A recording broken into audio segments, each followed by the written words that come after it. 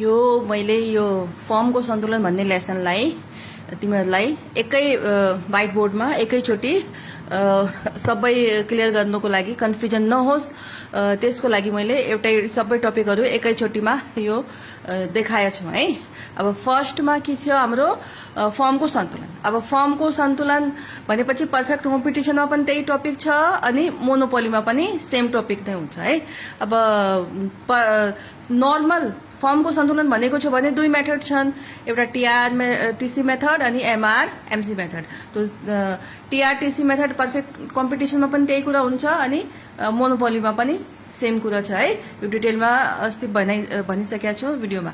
अब अर्को टपिक के छ हाम्रो सर्ट टर्म इक्वालिब्रियम। अब सर्ट टर्म इक्वालिब्रियम त्यो मोनोपोलीको पनि टपिक छ अनि पर्फेक्ट कम्पिटिसनमा पनि छ अनि मोनोपोलीमा पनि छ। अब यसका के छ हाम्रो 3 स्टेजेसहरू रहेका छन् है।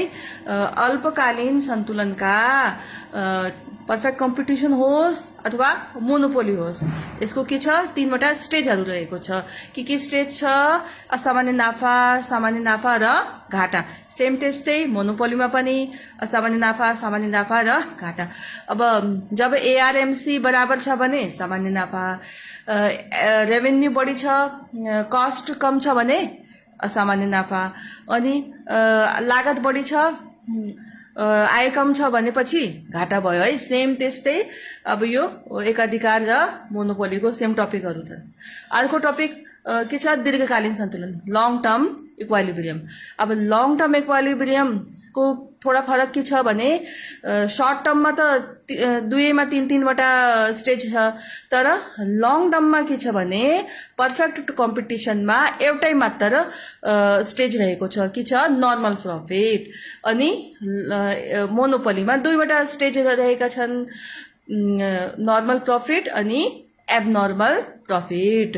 अब यो अस्तिको भिडियोमा क्लियर छ। यो जो पर्फेक्ट कम्पिटिसनको सामान्य नाफा छ यसलाई यो तरिकाले पनि देखाउन सकिन्छ अनि यो तरिकाले जुन तिमीलाई सजिलो लाग्छ त्यो शो गर्दा हुन्छ। अब यसको बारेमा धेरै डिटेलमा त नोट्सहरू हेर्नु होला, एक्सप्लेनमा है कसरी गर्ने हो डायग्रामको त्यो हेर्नु होला। अब त्यस्तै हाम्रो सामान्य नाफा भनेको के हो? एलएसी जब रेभेन्यू र कस्ट बराबर इक्वल छ भने सामान्य नाफा हुन्छ है।